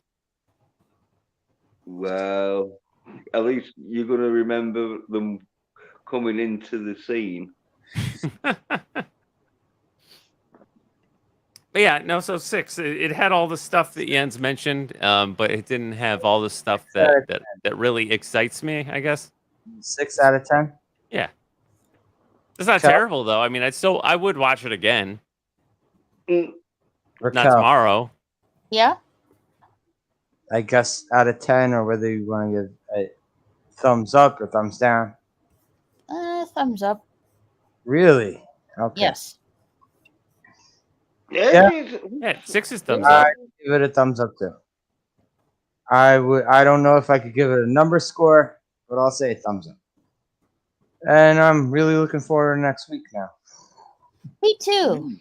I watched these movies years ago, and I didn't that's why when I watched it again, I was like, once the thing happened on the boat, I was like, oh yes, there's like a gang of swamp people. And then I remember the part where he met King.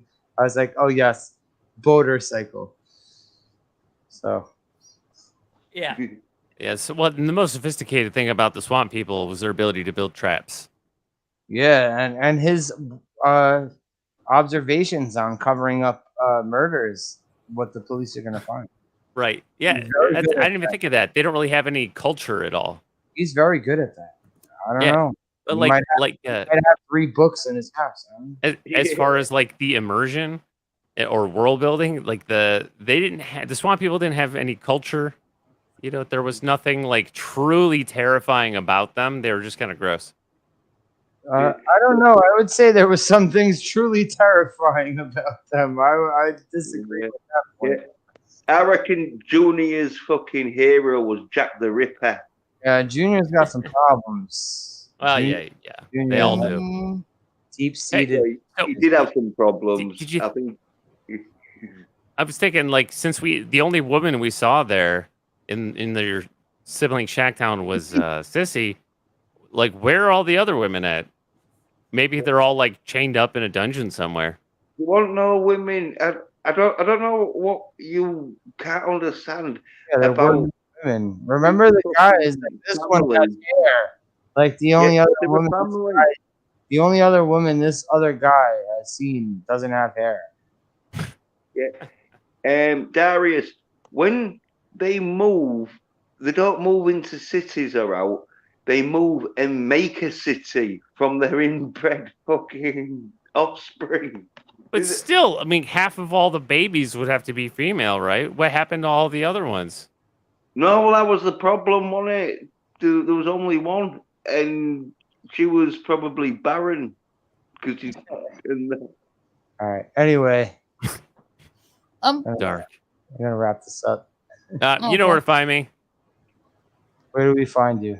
Yeah, you can find me here on this show every week, and also subscribe to my channel. You know where it is, youtube.com/DariusM. I'll have to do a 400 subscriber celebration soon. You can also find me on That 70s Rock Fans show on Monday. Not every Monday, but this coming Monday, where I think we're talking about metal. Are you doing a live stream this Monday? I'll be on That 70s Rock Fans channel this Monday. Oh, right, yeah. I thought you were talking about Darius not listening. Oh. Yeah, well, I was so busy staring at thingy. Yeah, you were enamored by Lorenzo Lamas' hairy chest. Yeah. I know I'm gonna have to get on my multi-gym to get a physique like that. Jens, go ahead. Where's Jens? Right, yeah, cheers. So I say, yeah, well, I released a video. I don't know if any of you three have seen it. It's about Shield and how shit it's gonna be. Oh, there was this article, and Jens, please do not go into a fucking 20-minute explanation about this. No, it was about like a week ago saying Shield's gonna be inspired by Fleabag and Ali McBeal. It's like, fucking hell. I've told you so, Ned, bitch. Don't watch it. If you do, don't blame me for fucking what they're gonna call you. And I did a stream and all, and I've got a Twitter account. Jens Peder 27A, or is it 27A Pedersen? Yeah, something like that. Cheers.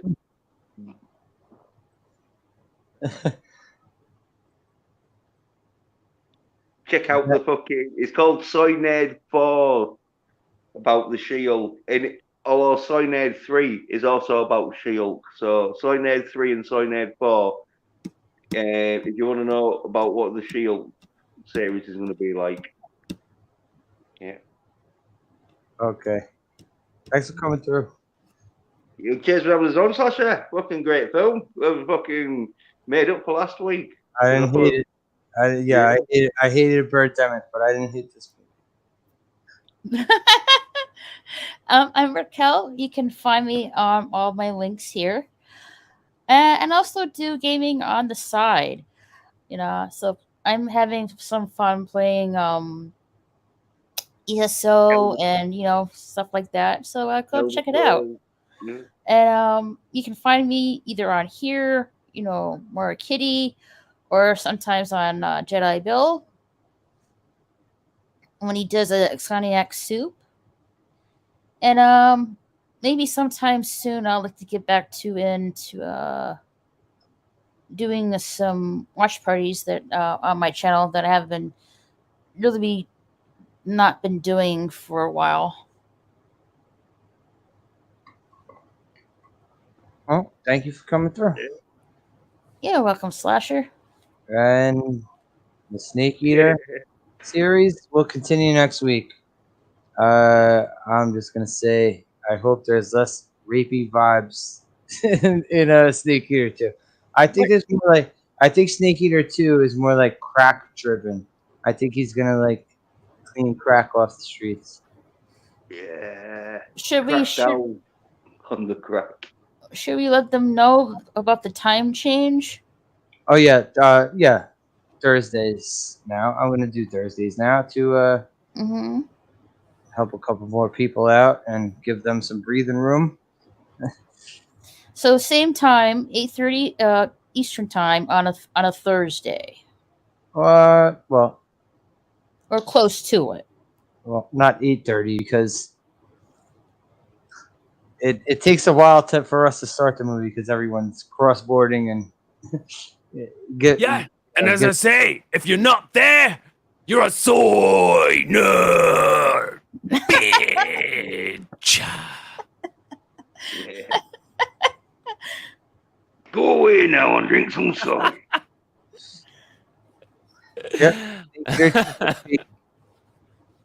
Darius, yeah, Thank you all for watching. Carol. Carol's not here, but she's here in spirit. So Mm-hmm. later, folks.